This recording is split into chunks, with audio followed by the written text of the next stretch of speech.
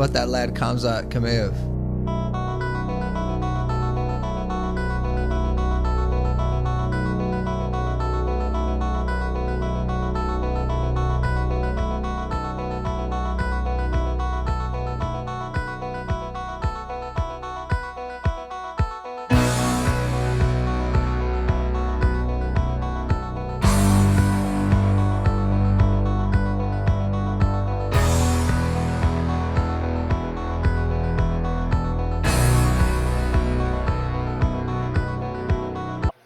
All right, boys, let's go. You made it. UFC 319. It's episode 226. Obviously, it's a Glansburg affair this weekend.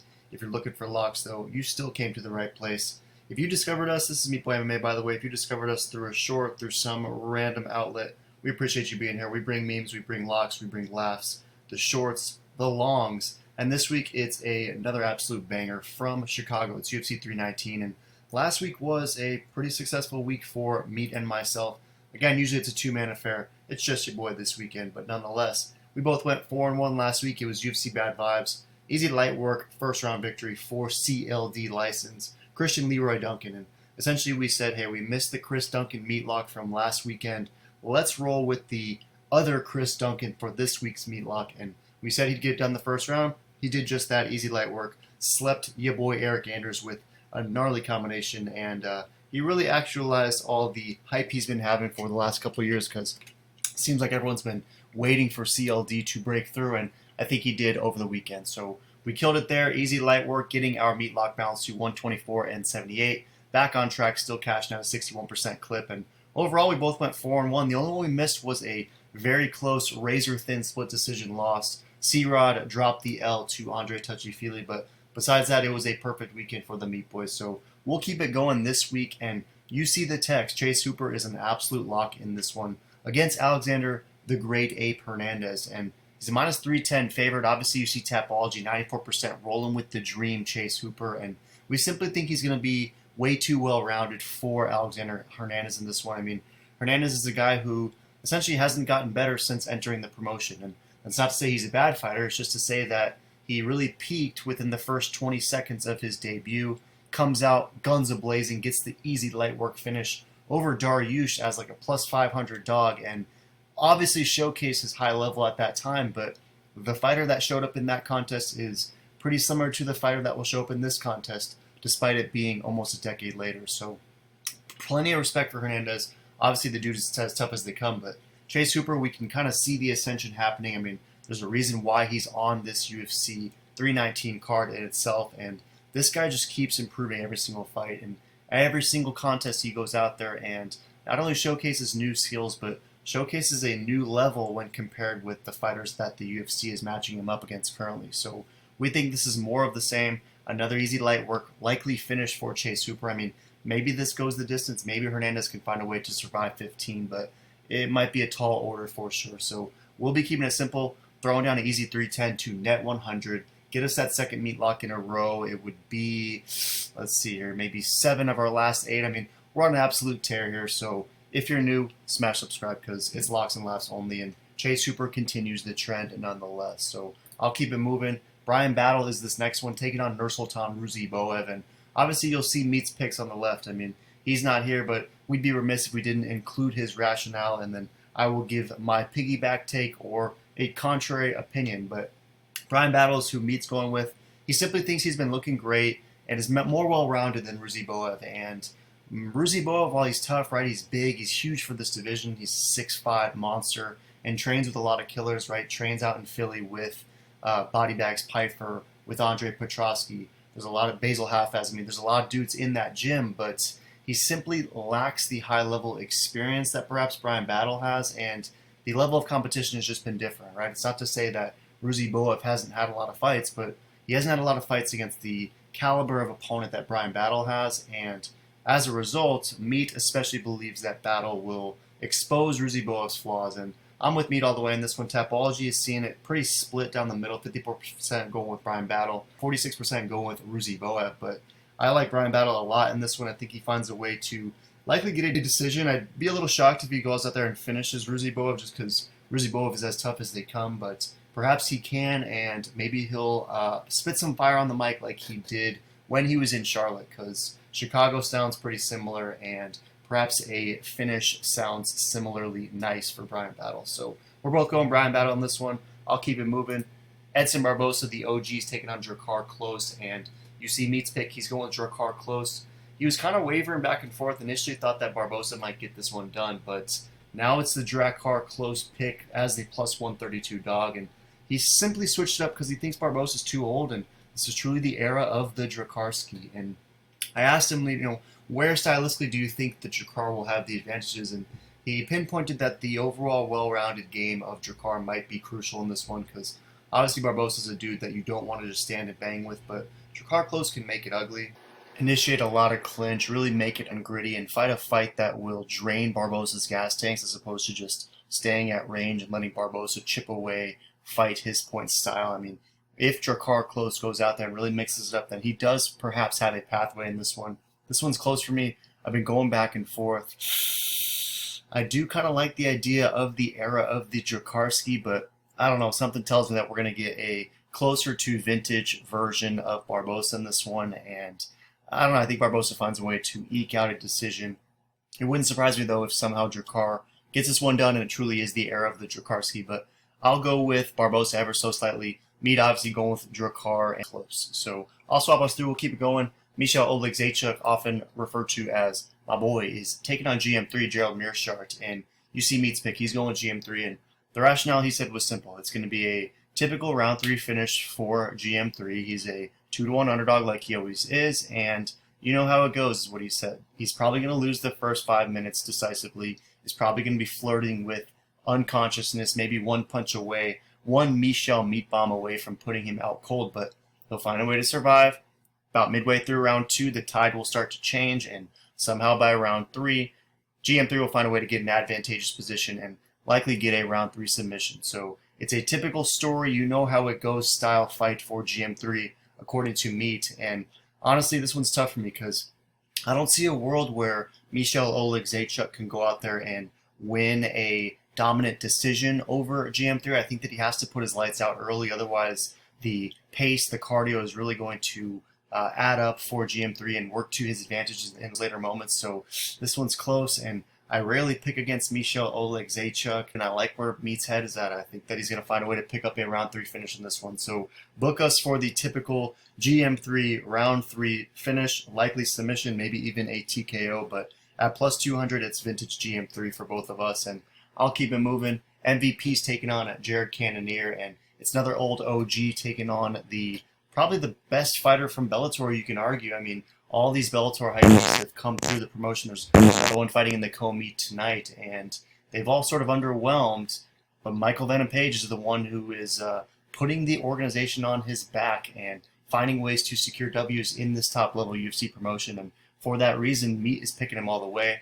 He thinks he's similar to Wonderboy on the feet, where it's going to be too much for Cannonier. He'll control the distance. He likely won't be touched, and as a result, probably wins a dominant decision. He did add the caveat. He said, if Cannonier decides to grapple, then he probably will win, but Jared Cannonier won't grapple, so he probably will lose. And I kind of buy that. I mean, I think that if Cannonier goes out there and quits trying to stand and bang with superior strikers and instead relies and leans on his diversity of attacks, then he can really find ways to get a victory in this one. This one's close for me. Obviously, Meat, you see, is picking MVP. I'm actually going to go with Cannonier in this one. I don't know, something tells me that he will mix it up, and where Meat isn't that bullish on those prospects, I don't know, something tells me that at 40 years old, his backup is against the wall, and he needs a victory in order to secure a new contract and remain with this promotion. So I will ever so slightly go with Cannonier by decision, probably a split decision, but he's got to be going out there for a finish, because you got to imagine he could find himself on the wrong end of a split decision, knowing that the machine would rather have MVP pushing forward than they would the 40-year-old killer gorilla. But I'll go Jared Cannonier. I'm picking Barbosa. I'm picking Cannonier. Perhaps it's the OGs coming through, but we'll keep moving and see if another OG gets this one done, because it's Jeff Neal taking on Carlos Prates, and Jeff Neal's a plus 200 dog, very similar odds to the last fight. Minus 265 is Carlos Prates, and Meat is taking Prates, but he wanted to clarify that's not quite a confident pick, because he was essentially hit the nail on the head when he says Jeff Neal goes out there and sometimes loses fights, but when he does, it's barely him losing, right? It's like it's a controversial or at least a very close decision. He finds himself on the wrong end of them all the time, and beyond that, he just picks up win after win and looks impressive against everyone that he fights. So at plus 200, I see this similar to GM3 as a nice, juicy dog, and Protest is Meat's pick. It's not a confident one. I'm going to lean Jeff Neal in this one. I think that Protest, I don't want to say got exposed versus Ian Gary, but a fighting nerd finally lost, right? And the aura of the nerds as these guys who refused to lose was essentially ruined. And I think that because that band-aid has now been ripped off, I like Jeff Neal to capitalize as a dog in this one and showcase to Protest that you can't just be a one-trick pony at the upper echelon of this division. And a guy like Jeff Neal, who, similar to Killer Gorilla, is super well-rounded and will use the skills that he needs in order to put the fight in positions where he can be successful. He's not going out there just trying to stand and bang. He's not going out there trying to prove some sort of point. He's going out there to win. And I think in this one against Protest, he's going to overwhelm him with the grappling. He's going to mix it up well, and he's going to find ways to avoid those heavy, long meat bombs from Protest. And as a result, I like him winning at least rounds 2 and 3. So I'm going Jeff Neal as a juicy dog to pick up a decision in this one. I'm going to keep it moving, though. I mentioned the Bellator hype beast of MVP, and this is probably the Bellator fighter that you can argue has the most hype of any Bellator fighter ever. I mean, everyone, if you've been paying attention to high-level MMA for a long time, we all know who Aaron Pico was before he was even signed to a major promotion, and it's finally his debut in this one. He originally was supposed to have a different opponent. Where are you? In steps Lerone Murphy on short notice, and one thing I was captivated by and honestly surprised by were the odds in this one. I mean, Lerone Murphy is a high-level featherweight. He's a dude who does not lose, and he's a plus 118 dog against a debutant in Aaron Pico, who, yes, has been impressive, but he even had his share of losses in Bellator, and I think one could argue that he hasn't quite lived up to all of the hype that he had at least 5-6 years ago. And perhaps, people can make the point that he needs this UFC debut against this high-level opponent to really showcase and actualize all that hype, and Bellator was kind of holding him back, and perhaps that does materialize, but I don't know. In this one, I think that the odds are a little bit inflated. You see Tapology, right? I mean, 76% is going with Lerone Murphy, 24% going with Aaron Pico, despite the fact that he's a decent favorite in this one. So the Tapology Timmies are saying, pump the brakes. It's another Bellator bum, and that's essentially what Meat is saying, is it's another Bellator bum getting lit in this one, and Tapology singing a similar tune. I'm kind of in agreement with both Meat and with Tapology. I got to go Lerone Murphy in this one. I got to see Aaron Pico against the high-level dudes in the UFC before I pick him against Lerone Murphy, who is as tough as they come. Yes, he's 34. He's 6 years older than Pico, but he's in his Pico as well, and I think this guy could be a champ. He's that good. So I'm going to go with Lerone Murphy. If Aaron Pico goes and gets this one done, though, and finds a way to both beat Lerone Murphy and finish Lerone Murphy, then Pico's a guy that you're going to want to avoid in this division, and I will be immediately ready for the Movsar Imovloev fight. Where are you? The fight for this weekend. I will be ready for the Toporias if he ever comes back down to 45. I mean, I will be ready for the highest of high-level guys at this division, because that's kind of where I see Lerone Murphy, and that's how I treat a victory over Lerone Murphy in a co-meet debut in Chicago. So me and Meat are both going with Lerone. Swapping us through, though, it's the last one. It's the Meat event. It's Hamza Chimaev, the Wolf, taking on DDP, Dricus du Plessis, and Meat, you see the pick. He's going with DDP. He thinks that the activity has been crucial for him. I mean, we know Hamza is a guy who was extremely active from the onset. He was fighting twice in 10 days, but that was back in 2020, and since then, I mean, the last 2 years at least, he's basically fighting about once a year, and DDP, meanwhile, is fighting multiple times a year, staying active, taking on all challengers, and finding ways to not only win fights, but dominate fights that people think he necessarily wasn't going to win. So he likes that momentum to continue and just loves what he's been doing throughout this last 2-year reign of his, where he's really been reminding everyone that even though his style is unconventional and perhaps he can get a little sloppy, some even call him the worst, best fighter around, the dude does not lose. And one point that Meat made that I think stood out to me was, Hamzat's kind of viewed as this boogeyman, right? And DDP, early as last week, was saying he hoped that Hamzat would remain undefeated by the time he ran into him, because DDP wanted to be that guy to beat him and to take that O away from him. And I think that just showcases the mindset of where DDP's at. I mean, the fact that he wants to be the guy that takes his first L is to me indicative of someone who welcoming of these boogeyman fighters that everyone else is trying to avoid. And Meat compared it sort of to Conor McGregor in that it's that extreme self-actualization, extreme self-belief, and You believe it, takes you to and you insane achieve it. places. We saw where it took Conor, and we see how it's been taking DDP, and perhaps it continues even against a guy like Hamzat who nobody wants to fight. And as a result, Meat's taken DDP by KO. He did put the caveat that said Hamzat obviously could go out there and just straight ragdoll him. I mean, maybe this looks exactly like Kevin Holland 2.0, where Hamzat closes distance, shoots a blast double, and simply ragdolls DDP, but that to me seems like a stretch given how good DDP is, how game of a competitor he is, and I've been going back and forth on this one because I think at plus 164 the value is there for DDP. I mean, this is truly a coin flip for me. Oh man, I waited till this moment to provide my pick, and ultimately, without extreme confidence, I'm gonna go with Hamzat. I gotta pick Hamzat. I think that he's gonna find a way to get this one done, remain undefeated, and it's just one of those fights where I can't see either of these guys losing. So it's like this weird predicament where I can't see a world where Hamzat loses, but I also can't see a world where DDP loses. So maybe they go out there and fight to a draw. I mean, it's just one of those things that someone's going to lose, but I struggle to visualize what that even looks like. So for Meat Boy's sake, I'll take Hamzat. I say the hype continues, the story continues.